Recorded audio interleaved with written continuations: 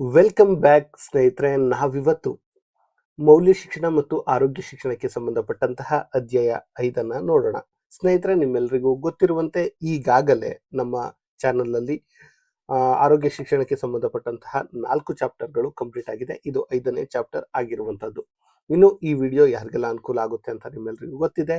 PSTR, HSTR, GPSTR ಗೆ ಯಾರೆಲ್ಲ ತಯಾರಿ ಮಾಡ್ತಿದ್ರೋ ಅವರೆಲ್ಲರಿಗೂ ಕೂಡ ಈ ವಿಡಿಯೋ ಅನುಕೂಲ ಆಗುವಂಥದ್ದು. ಸ್ನೇಹಿತರೆ, ಅದಕ್ಕಿಂತ ಮುಂಚಿತವಾಗಿ ನೀವಿನ್ನೂ ಕೂಡ ನಮ್ಮ ಚಾನಲ್ ಅನ್ನ ಸಬ್ಸ್ಕ್ರೈಬ್ ಆಗಿಲ್ಲ ಅಂದ್ರೆ ಈ ಕೂಡಲೇ ಸಬ್ಸ್ಕ್ರೈಬ್ ಆಗಿ ಅಂತ ಹೇಳ್ತಾ ಶುರು ಮಾಡೋಣ. ಬೆಳವಣಿಗೆ, ಅಭಿವೃದ್ಧಿ ಮತ್ತು ಪಕ್ವತೆ, ಇದರ ಬಗ್ಗೆ ನೋಡೋಣ. ಅಧ್ಯಾಯ 5. ಸ್ನೇಹಿತರೆ, ಈ 3 ಪದಗಳು ಮಾನವನ ಜೀವನದಲ್ಲಿ ದೈಹಿಕ, ಮಾನಸಿಕ, ಸಾಮಾಜಿಕ ಬದಲಾವಣೆಗಳನ್ನು ವಿವರಿಸುತ್ತದೆ. ಶಿಕ್ಷಣ, ಆರೋಗ್ಯ ಮತ್ತು ಶಿಕ್ಷಕರ ನೇಮಕಾತಿಯಲ್ಲಿ ಇವು ಪ್ರಮುಖ ವಿಷಯಗಳಾಗಿರುವಂತಹವುಗಳು. ಮೊದಲಿಗೆ ನೋಡೋಣ ಬೆಳವಣಿಗೆ, ಗ್ರೋತ್. ಸ್ನೇಹಿತರೆ, ಬೆಳವಣಿಗೆ ಅಂದ್ರೆ ಏನು ಎನ್ನುವಂಥದ್ದು ದೇಹದ ಗಾತ್ರ, ಎತ್ತರ, ತೂಕ ಮತ್ತು ಅಂಗಾಂಗಗಳ ಗಾತ್ರದಲ್ಲಿ ಉಂಟಾಗುವಂತಹ ಪರಿಣಾಮಾತ್ಮಕ ಕ್ವಾಂಟಿಟೇಟಿವ್ ಹೆಚ್ಚಳವನ್ನ ನಾವು ಬೆಳವಣಿಗೆ ಅಂತ ಕಾಣ್ತೀವಿ. ಸ್ನೇಹಿತರೆ, ಬೆಳವಣಿಗೆ ಅನ್ನೋದು ನಿಮ್ಗೆ ಕಾಣುವಂಥದ್ದು, ನಿಮ್ಮೆಲ್ರಿಗೂ ಗೊತ್ತಿರುವಂತೆ ಅದು ಕಾಣುವಂಥದ್ದು. ಬೆಳವಣಿಗೆ ಅನ್ನೋದು ಸದಾ ಕಾಣುವಂಥದ್ದು. ಮುಖ್ಯ ಲಕ್ಷಣಗಳು ಹೀಗಿದೆ. ಬೆಳವಣಿಗೆಯ ಮುಖ್ಯ ಲಕ್ಷಣಗಳು: ದೇಹದ ಎತ್ತರ, ತೂಕ ಹೆಚ್ಚಾಗುವಂಥದ್ದು, ಕೋಶಗಳ ಸಂಖ್ಯೆ ಅಥವಾ ಗಾತ್ರ ಹೆಚ್ಚಾಗುವಂಥದ್ದು, ಅಳೆಯಬಹುದಾದ ಬದಲಾವಣೆಗಳು ಅಂದ್ರೆ ನಾವು ಅಳೆಯಬಹುದು ಇದು ಇವನಿಗೆಲ್ಲಿ ಬೆಳವಣಿಗೆ ಆಗಿದೆ ಎನ್ನುವಂಥದ್ದು. ಇನ್ನು ಒಂದು ನಿರ್ದಿಷ್ಟ ವಯಸ್ಸಿನವರೆಗೆ ಮಾತ್ರ ವೇಗವಾಗಿ ನಡೆಯುತ್ತೆ. ಒಂದು ನಿರ್ದಿಷ್ಟ ವಯಸ್ಸಿನವರೆಗೆ ಮಾತ್ರ ಇದು ವೇಗವಾಗಿ ನಡೆಯುವಂಥದ್ದು. ಉದಾಹರಣೆಗೆ, ಮಗುವಿನ ಎತ್ತರ 90 ಸೆಂಟಿಮೀಟರ್ ಇಂದ 100 ಸೆಂಟಿಮೀಟರ್ ಆಗುವಂಥದ್ದು, ತೂಕ 15 ಸೆಂಟಿಮೀಟರ್ ಇಂದ 15 ಕೆಜಿಯಿಂದ 18 ಕೆಜಿಗೆ ಏರುವಂಥದ್ದು. ಇನ್ನು ನಾವು ಇಲ್ಲಿವರೆಗೂ ಬೆಳವಣಿಗೆ ನೋಡಿದ್ವಿ. ಬೆಳವಣಿಗೆಯನ್ನ ಸಿಂಪಲ್ ಆಗಿ ಹೇಳೋದಾದ್ರೆ ಅದು ನಮ್ಮ ಕಣ್ಣಿಗೆ ಕಾಣಿಸುವಂಥದ್ದು. ಚಿಕ್ಕ ಮಗು ದೊಡ್ಡದಾಗುವಂಥದ್ದು, ಅವನ ಎತ್ತರ ಬದಲಾಗುವಂಥದ್ದು, ಇದನ್ನ ನಾವು ಬೆಳವಣಿಗೆ ಅಂತೀವಿ. ಇನ್ನು ಅಭಿವೃದ್ಧಿ ಅಂದ್ರೆ ಡೆವಲಪ್ಮೆಂಟ್, ನಾವು ಸೈಕಾಲಜಿಲಿ ಆಕ್ಚುಲಿ ವಿಕಾಸ ಅಂತ ಕರಿತೀವಿ. ವ್ಯಕ್ತಿಯ ದೈಹಿಕ, ಮಾನಸಿಕ, ಬೌದ್ಧಿಕ, ಭಾವನಾತ್ಮಕ, ಭಾಷಾ ಮತ್ತು ಸಾಮಾಜಿಕ ಸಾಮರ್ಥ್ಯಗಳಲ್ಲಿ ಉಂಟಾಗುವಂತಹ ಗುಣಾತ್ಮಕ ಅಂದ್ರೆ ಕ್ವಾಲಿಟೇಟಿವ್ ಬದಲಾವಣೆಯನ್ನು ನಾವು ಅಭಿವೃದ್ಧಿ ಅಂತ ಕರಿತೀವಿ. ಏನಂತ ಕರಿತೀವಿ? ಅಭಿವೃದ್ಧಿ. ಮುಖ್ಯ ಲಕ್ಷಣಗಳು ನೋಡೋದಾದ್ರೆ ದೇಹದ ಜೊತೆಗೆ ಮನಸ್ಸಲ್ಲ, ಇದು ವಯಸ್ಸಾಗಬೇಕು, ಕ್ಷಮಿಸಿ, ವಯಸ್ಸು, ವರ್ತನೆಯಲ್ಲಾಗುವಂತಹ ಬದಲಾವಣೆ. ಮನಸ್ಸು ಓಕೆ, ಬಟ್ ವಯಸ್ಸಿನಲ್ಲಾಗುವಂತಹ ಬದಲಾವಣೆ ಮನಸ್ಸಿನಲ್ಲೂ ಆಗುತ್ತೆ ಕೆಲವು. ಅಂದ್ರೆ ನಮ್ಮ ಅಂದ್ರೆ ಏನಂತೇವೆ ನಾವು, ಅಭಿವೃದ್ಧಿ ಅಥವಾ ವಿಕಾಸವನ್ನು ಮನಸ್ಸಲ್ಲೂ ಆಗುವಂಥದ್ದು. ಜೀವನ ಪೂರ್ತಿ ನಡೆಯುವ ಒಂದು ನಿರಂತರ ಪ್ರಕ್ರಿಯೆ. ನಿಮಗೆ ಗೊತ್ತಿರಲಿ ಅಭಿವೃದ್ಧಿ ಅಥವಾ ವಿಕಾಸ ಎನ್ನುವಂಥದ್ದು. ಅಳೆಯಲು ಕಷ್ಟ, ಆದರೆ ಗಮನಿಸಬಹುದು. ವಿಕಾಸವನ್ನು ಅಳೆಯಕ್ಕಾಗಲ್ಲ, ಬಟ್ ಗಮನಿಸಬಹುದು. ಬೆಳವಣಿಗೆಯ ಜೊತೆ ಸಹ ಸಂಬಂಧವನ್ನು, ಬೆಳವಣಿಗೆ ಆದಂತೆ ವಿಕಾಸವೂ ಕೂಡ ಆಗುವಂಥದ್ದು.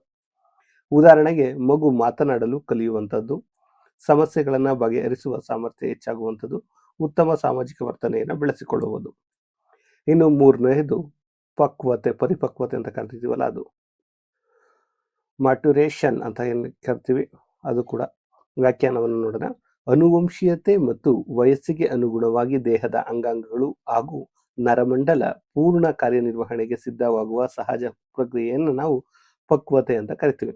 ಮುಖ್ಯ ಲಕ್ಷಣಗಳು: ಸಹಜ ಜೈವಿಕ ಕ್ರಿಯೆ. ಏನು ಸಹಜ ಜೈವಿಕ ಕ್ರಿಯೆ? ಕಲಿಕೆಯಲ್ಲಿಲ್ಲದಿದ್ದರೂ ವಯಸ್ಸಿನೊಂದಿಗೆ ಸಂಭವಿಸುತ್ತೆ. ಅಂದ್ರೆ ಹೇಳ್ತೀನಿ ನಾನು, ಇದು ಕ್ಲಿಯರ್ ಆಗಿ ನಿಮಗೆ. ಕಲಿಕೆಗೆ ಅಗತ್ಯವಾದ ಸಿದ್ಧತೆಯನ್ನು ಉಂಟು ಮಾಡುತ್ತದೆ. ಪ್ರತಿಯೊಬ್ಬರಲ್ಲೂ ಸಮಯದಲ್ಲಿ ಸ್ವಲ್ಪ ವ್ಯತ್ಯಾಸ ಇರಬಹುದು. ಅಂದ್ರೆ ಒಂದು ಹಂತದ ಹೋದ್ಮೇಲೆ ಒಬ್ಬ ವ್ಯಕ್ತಿ, ಈಗ ಚಿಕ್ಕ ಮಗು ಇರುತ್ತೆ, ಬಾಲನ್ನ ಎಸ್ರೆ ಈಗ ಹಿಡಿಯೋಕ್ಕಲ್ಲ, ಬಟ್ ಒಂದು ಹಂತಕ್ಕೆ ಹೋದ್ಮೇಲೆ ಬಾಲನ್ನ ಎಸ್ರೆ ಅದು ಹಿಡಿಯುತ್ತೆ. ಕೆಲವ್ರು ಲೇಟಾಗಿ ಹಿಡಿಬಹುದು, ಕೆಲವ್ರು ಬೇಗ ಹಿಡಿಬಹುದು. ಅದನ್ನ ನಾವು ಪಕ್ವತೆ ಅಂದ್ರೆ ಒಂದು ಸಿದ್ಧತೆ. ಅಂದ್ರೆ ಈಗ ನಾನು ಈಗ ನಿಮ್ಗೆ ಕ್ಲಾಸ್ ಮಾಡ್ತಾ ಇದ್ದೀನಿ ಅಂದ್ರೆ ಎಲ್ರಿಗೂ ನಾನು ಕ್ಲಾಸ್ ಮಾಡೋಕ್ಕಾಗಲ್ಲ. ನೀವು ಇದಕ್ಕೆ ಸಿದ್ಧರಾಗಿರ್ಬೇಕು. ಅಂದ್ರೆ ನೀವು BEd ಅಥವಾ D.Ed ಅನ್ನ ಮಾಡಿ ಸಿದ್ಧರಾಗಿರ್ತೀವಿ. ಪಕ್ವತೆಯನ್ನು ಪಡೆದಿದ್ರೆ ಮಾತ್ರ ಈ ವಿಡಿಯೋನ ನೋಡ್ತೀರಾ. ಉದಾಹರಣೆಗೆ, ಮಗು ನಡೆಯಲು ದೈಹಿಕವಾಗಿ ಸಿದ್ಧವಾಗುವಂಥದ್ದು. ಪ್ರೌಢ ವ್ಯವಸ್ಥೆಯಲ್ಲಿ ಲೈಂಗಿಕ ಪಕ್ವತೆ ಅಂದ್ರೆ ಆಟೋಮೆಟಿಕಲಿ ಲೈಂಗಿಕ ಪಕ್ವತೆ ಅಂದ್ರೆ ನೀವು ಪ್ರೌಢ ವ್ಯವಸ್ಥೆಗೆ ಬಂದ್ರೆ ಬರುವಂಥದ್ದು. ಇದನ್ನು ನಾವು ಪಕ್ವತೆ ಅಂತ ಕರಿತೀವಿ. ಇನ್ನುಳಿದಂತೆ ಆತಂಕ ನಾವು ಕಾಣ್ಬೋದು. ಸ್ನೇಹಿತರೆ, ಆತಂಕ ಅಂದ್ರೆ ನಿಮ್ಗೆ ಗೊತ್ತಿಲ್ಲ, ಭವಿಷ್ಯದ ಬಗ್ಗೆ ಅತಿಯಾದ ಚಿಂತನೆ, ಭಯ, ಉದ್ವಿಗ್ನತೆ ಸ್ಥಿತಿ. ಇದು ಸಾಮಾನ್ಯ ಭಾವನೆಯಾಗಿದ್ದರೂ ದೀರ್ಘಕಾಲ ಮುಂದುವರೆದು ಜೀವನದಲ್ಲಿ ಅಡ್ಡಿಯಾದರೆ ಅದನ್ನ ಆತಂಕದ ಕಾಯಿಲೆ ಅಂತ ಪರಿಗಣಿಸಲಾಗುತ್ತೆ. ಲಕ್ಷಣಗಳನ್ನು ನೋಡೋಣ. ಅತಿಯಾದ ಚಿಂತೆ, ಹೃದಯ ಬಡಿತ ಹೆಚ್ಚಾಗುವಂಥದ್ದು, ಬೆವರುವಂಥದ್ದು, ಕೈಕಾಲು ನಡುಗುವಂಥದ್ದು, ನಿದ್ರಾಹೀನತೆ, ಏಕಾಗ್ರತೆ ಕಡಿಮೆ ಆಗುವಂಥದ್ದು, ಉಸಿರಾಟದ ತೊಂದರೆ ಕೂಡ ಆಗುತ್ತೆ ಆತಂಕ ಹೆಚ್ಚಾದಾಗ. ಕಾರಣಗಳು ಏನು? ಆತಂಕ ಪಡೋದಕ್ಕೆ ಕಾರಣ ಏನು? ಪರೀಕ್ಷೆ ಅಥವಾ ಉದ್ಯೋಗದ ಒತ್ತಡ ಇರ್ಬೋದು, ಉದ್ಯೋಗದ ಒತ್ತಡ, ಕುಟುಂಬ ಅಥವಾ ಆರ್ಥಿಕ ಸಮಸ್ಯೆಗಳು ಇರ್ಬೋದು, ಆಘಾತಕಾರಿ ಘಟನೆಗಳಾಗಿರ್ಬೋದು, ಅನುವಂಶೀಯ ಕಾರಣಗಳು ಆಗಿರಬಹುದು, ಮಾನಸಿಕ ಒತ್ತಡ ಕೂಡ ಆಗಿರ್ಬೋದು ಆತಂಕಕ್ಕೆ ಕಾರಣ. ಇನ್ನು ಆತಂಕವನ್ನ ತಡೆಗಟ್ಟಬಹುದಾ? ಹೇಗೆ ಅಂದ್ರೆ ನಿಯಮಿತ ವ್ಯಾಯಾಮ, ಧ್ಯಾನ ಮತ್ತು ಯೋಗ, ಸಮರ್ಪಕ ನಿದ್ರೆ, ಆರೋಗ್ಯಕರ ಆಹಾರ, ಸ್ನೇಹಿತರು ಮತ್ತು ಕುಟುಂಬದವರೊಂದಿಗೆ ಮಾತನಾಡುವಂಥದ್ದು, ಅಗತ್ಯವಿದ್ದರೆ ಮನೋವೈದ್ಯರ ಸಲಹೆ ಪಡೆಯುವಂಥದ್ದು. ಇನ್ನು ಖಿನ್ನತೆ, ಡಿಪ್ರೆಷನ್ಸ್ ಕೂಡ ತುಂಬಾ ಇಂಪಾರ್ಟೆಂಟ್. ಖಿನ್ನತೆ ಎಂದರೆ ದೀರ್ಘಕಾಲ ದುಃಖ, ನಿರಾಸೆ, ಆಸಕ್ತಿಯ ಕೊರತೆಯಿಂದ ಮಾನಸಿಕವಾಗಿ ಉಂಟಾಗುವಂತಹ ಆರೋಗ್ಯ ಸಮಸ್ಯೆ ಆಗಿರುವಂಥದ್ದು. ಖಿನ್ನತೆ ಅತ್ಯಂತ ಡೇಂಜರ್. ಇದರ ಲಕ್ಷಣಗಳು ನಿರಂತರ ದುಃಖ, ಆಸಕ್ತಿಯನ್ನು ಕಳೆದುಕೊಳ್ಳೋದು, ಆಯಾಸ, ಹಸಿವಿನ ಬದಲಾವಣೆ, ನಿದ್ರೆಯ ಸಮಸ್ಯೆ, ಇನ್ನೇನು ಆತ್ಮವಿಶ್ವಾಸ ಕುಸಿತ, ಆತ್ಮಹತ್ಯೆ ಆಲೋಚನೆ ಕೆಲವರಲ್ಲಿ. ಅಂದ್ರೆ ಸ್ನೇಹಿತರೆ, ಈಗ ನಿರಾಸಕ್ತಿ, ನಮಗೂ ಈಗ ಓದೋದಕ್ಕೆ ಆಲ್ರೆಡಿ ನಿರಾಸಕ್ತಿ ಬರುತ್ತೆ. ಯಾಕಂದ್ರೆ ನಾವು ಅದನ್ನ ಎಕ್ಸ್ಪೆಕ್ಟ್ ಮಾಡಿರ್ತೀವಿ ತುಂಬಾ ದಿನ, ಅದೇ ಕಾಲ ಆಗಲ್ಲ ಅಂದ್ರೆ ಡಿ.ಎಡ್.ನರ್ಗೆ ಅಂದ್ರೆ 12 ವರ್ಷ ಆದ್ರೂ ಕಾಲ ಆಗಿಲ್ಲ ಅಂದ್ರೆ ನಮ್ಗೆ ನಿರಾಸೆ ಆಯ್ತು. 12 ವರ್ಷದವರೆಗೂ ಓದಿಲ್ಲ. ಈಗೊಂದು ಹೋಪ್ ಬಂದಿದೆ, ಕಾಲ್ಫಾರ್ಮ್ ಆಗ್ತಾ ಇದೆ, ಓದೋಣ ಅಂತ. ಇದನ್ನೇ ನಾವು ನಿರಂತರವಾಗಿ ದುಃಖ ಪಡೋದು, ಆಸಕ್ತಿ ಕಳೆದುಕೊಳ್ಳೋದೇ ಅದಕ್ಕೆ. ಸೊ ಆತ್ಮವಿಶ್ವಾಸ ಕೂಡ ಕರಗುತ್ತೆ, ಏನೋ ಈ ಕಾಲ್ಫಾರ್ಮ್ ಆಗುತ್ತಾ ಹೇಗೆ ಅಂತ. ಹಾಗೆ ಇನ್ನು ಕಾರಣಗಳು ಏನಕ್ಕೆ ಅಂದ್ರೆ ಜೀವನದ ಆಘಾತಗಳು, ಕುಟುಂಬದ ಸಮಸ್ಯೆಗಳು, ದೀರ್ಘಕಾಲದ ಅನಾರೋಗ್ಯ ಇರ್ಬೋದು, ಮೆದುಳಿನ ರಾಸಾಯನಿಕ ಬದಲಾವಣೆ ಅಥವಾ ಒಂಟಿತನ. ನಾನು ಏಕೆ ಈ ಎಕ್ಸಾಮಿಗೆ ಸಂಬಂಧಪಟ್ಟಂತ ಉದಾಹರಣೆ ಕೊಡ್ತೀನಿ ಅಂದ್ರೆ ನಮ್ಗೆ ಅರ್ಥ ಆಗ್ಲಿ ಅಂತ. ಇನ್ನು ಇದನ್ನ ತಡೆಗಟ್ಟೋದು ಹೇಗೆ ಅಂದ್ರೆ ಸಮಯಕ್ಕೆ ಸರಿಯಾದ ಚಿಕಿತ್ಸೆ ಪಡೆಯುವಂಥದ್ದು, ಕುಟುಂಬ ಮತ್ತು ಸ್ನೇಹಿತರ ಬೆಂಬಲ ಪಡೆಯುವಂಥದ್ದು, ಧನಾತ್ಮಕ ಚಿಂತನೆ ಮಾಡಬೇಕು, ದೈಹಿಕ ಚಟುವಟಿಕೆಗಳು ಇರಬೇಕು, ಅಗತ್ಯವಿದ್ದರೆ ಸಮಾಲೋಚನೆ ಅಥವಾ ಕೌನ್ಸಿಲಿಂಗ್ ಮಾಡ್ಕೊಳ್ಬೇಕು.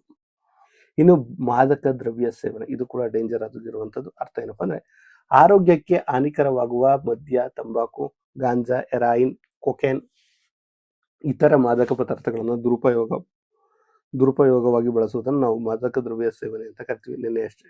ಮೊನ್ನೆ ಅಷ್ಟೇ ನರೇಂದ್ರ ಮೋದಿ ಅವರು ಮಾದಕ ದ್ರವ್ಯ ವ್ಯಸನ ಮುಕ್ತ ಭಾರತ ಮಾಡಬೇಕು, ವಿಕಸಿತ ಭಾರತ ಮಾಡಬೇಕು ಅಂತ ಒಂದು ಅಭಿಯಾನವನ್ನೇ ಶುರು ಮಾಡಿದ್ದಾರೆ. ಅದು ಗೊತ್ತಿರಲಿ. ಸಾಮಾನ್ಯ ಮಾದಕ ದ್ರವ್ಯಗಳು ಯಾವುದು? ಮದ್ಯ, ಸಿಗರೇಟು, ತಂಬಾಕು, ಗಾಂಜಾ, ಹೆರಾಯಿನು, ಕೊಕೇನು, ನಶೆ ಉಂಟು ಮಾಡುವಂತಹ ಮಾತ್ರೆಗಳು. ಇನ್ನು ಇದರಿಂದ ಏನೆಲ್ಲ ದುಷ್ಪರಿಣಾಮ ಆಗುತ್ತೆ ಅಂದ್ರೆ ವ್ಯಸನ, ಹೃದಯ, ಶ್ವಾಸಕೋಶ ಮತ್ತು ಯಕೃತ್ನ ಕಾಯಿಲೆಗಳು ಬರುತ್ತೆ, ಮಾನಸಿಕ ಅಸ್ವಸ್ಥತೆ ಬರುತ್ತೆ, ಕುಟುಂಬದಲ್ಲಿ ಕಲಹ ಉಂಟಾಗುತ್ತೆ, ರಸ್ತೆ ಅಪಘಾತಗಳಾಗ್ತವೆ, ಅಪರಾಧ ಪ್ರವೃತ್ತಿ ಉಂಟಾಗುತ್ತೆ, ಶಿಕ್ಷಣ ಮತ್ತು ಉದ್ಯೋಗದ ಮೇಲೆ ಪರಿಣಾಮ ಬೀಳುತ್ತೆ. ಇನ್ನು ತಡೆಗಟ್ಟುವ ಕ್ರಮಗಳು ಯಾವಪ್ಪ ಅಂದ್ರೆ ಉತ್ತಮವಾದ ಸ್ನೇಹ ಬಳಗ, ವ್ಯಸನದ ಬಗ್ಗೆ ಅರಿವು, ಕ್ರೀಡೆ ಮತ್ತು ಹವ್ಯಾಸಗಳಲ್ಲಿ ತೊಡಗಿಕೊಳ್ಳುವಂಥದ್ದು, ಕುಟುಂಬದ ಬೆಂಬಲ, ಪುನರ್ವಸತಿ ಕೇಂದ್ರಗಳ ಸಹಾಯವನ್ನು ಪಡೆಯುವಂಥದ್ದು. ಇನ್ನು ಲೈಂಗಿಕ ಕಿರುಕುಳ ಕೂಡ ಇಂಪಾರ್ಟೆಂಟ್ ಆಗುತ್ತೆ. ಸೆಕ್ಷುವಲ್ ಹ್ಯಾರಾಸ್ಮೆಂಟ್ ಎನ್ನುವಂಥದ್ದು ವ್ಯಕ್ತಿಯ ಒಪ್ಪಿಗೆ ಇಲ್ಲದೆ ಲೈಂಗಿಕ ಸ್ವರೂಪದ ಮಾತು, ಸ್ಪರ್ಶ, ವರ್ತನೆ, ಸಂದೇಶ ಅಥವಾ ಯಾವುದೇ ಕಿರುಕುಳವನ್ನು ನೀಡುವಂಥದ್ದನ್ನ ನಾವು ಲೈಂಗಿಕ ಕಿರುಕುಳ ಅಂತೀವಿ. ಉದಾಹರಣೆಗೆ ಅನಗತ್ಯ ಸ್ಪರ್ಶ, ಅಶ್ಲೀಲ ಮಾತು ಅಥವಾ ಕಾಮೆಂಟ್ಗಳು, ಅಸಭ್ಯ ಸಂದೇಶಗಳು, ನೋಡಿ ಮಾತು ಕೂಡ ಆಗುತ್ತೆ, ಅಸಭ್ಯ ಸಂದೇಶಗಳು, ಬೆದರಿಕೆ ಅಥವಾ ಒತ್ತಾಯ, ಅಸಭ್ಯ ಚಿತ್ರಗಳು ಅಥವಾ ವಿಡಿಯೋಗಳನ್ನು ಕಳಿಸುವಂಥದ್ದು, ಹಿಂಬಾಲಿಸುವಂಥದ್ದು, ಇದು ಕೂಡ ಲೈಂಗಿಕ ಕಿರುಕುಳವೇ ಆಗುತ್ತೆ. ದುಷ್ಪರಿಣಾಮ ಏನಾಗುತ್ತೆ ಅಂದ್ರೆ ಅದರಿಂದ ಭಯ, ಆತಂಕ, ಖಿನ್ನತೆ, ಆತ್ಮವಿಶ್ವಾಸದ ಕೊರತೆ, ಶಿಕ್ಷಣ ಉದ್ಯೋಗದ ಮೇಲೆ ಪರಿಣಾಮ, ಸಾಮಾಜಿಕ ದುರಾವರ್ತನೆ ಆಗುತ್ತೆ.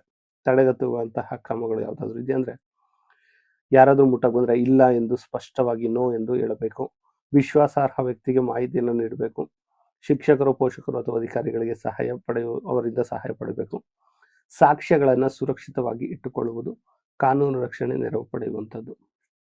ಇನ್ನು ಚಾಪ್ಟರ್ 6 ಅಧ್ಯಾಯ 6 ನೆಕ್ಸ್ಟ್ ವಿಡಿಯೋದಲ್ಲಿ ನೋಡೋಣ. ಅದಕ್ಕಿಂತ ಮುಂಚಿತವಾಗಿ ಈ PDF ಅನ್ನ ಪಡ್ಕೊಳ್ಳೋದು ಹೇಗೆ ಅಂತ ನೀವು ಎಲ್ಲರೂ ಕೇಳ್ತಾ ಇದ್ರಿ.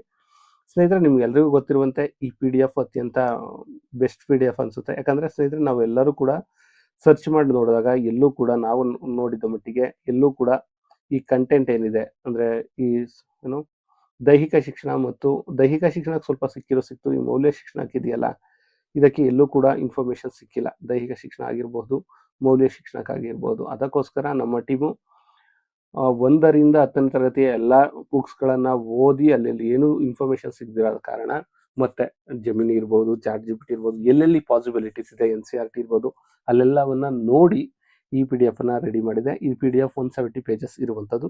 ನಿಮಗೆ ಬೇಕಾದರೆ ನೀವು ಈ ನಂಬರ್ಗೆ 9945005138ಗೆ ಅಂದರೆ 9945005138ಕ್ಕೆ ಕಾಂಟ್ಯಾಕ್ಟ್ ಮಾಡಿ, ಅಥವಾ 149 ಪೇ ಮಾಡಿ ನೀವು ಅದನ್ನು ಈ ಮೌಲ್ಯ ಶಿಕ್ಷಣ ಮತ್ತು ಆರೋಗ್ಯ ಶಿಕ್ಷಣವನ್ನು ಪಡೆದುಕೊಳ್ಬಹುದು. ಇಫ್ ಇಂಟ್ರೆಸ್ಟ್ ಇದ್ದರೆ 9945005138ಗೆ ಕಾಂಟ್ಯಾಕ್ಟ್ ಅಥವಾ ಫೋನ್ಪೇ ಮೂಲಕ, ಗೂಗಲ್ ಪೇ ಮೂಲಕ ಮಾಡಿದರೆ ನಿಮಗೆ ಇಮೇಲ್ ಅಥವಾ ವಾಟ್ಸಪ್ ಮೂಲಕ ನಾವು ಈ ವಿಡಿಯೋ ಈ PDF ಅನ್ನು ಕಳಿಸ್ಕೊಡುವಂಥ ಕೆಲಸವನ್ನು ಮಾಡ್ತೀವಿ ಅಂತ ಹೇಳ್ತಾ ಈ ವಿಡಿಯೋನ ಇಲ್ಲಿಗೆ ಮುಗಿಸ್ತಿದ್ದೇನೆ. ಧನ್ಯವಾದಗಳು. ಜೈ ಕರ್ನಾಟಕ.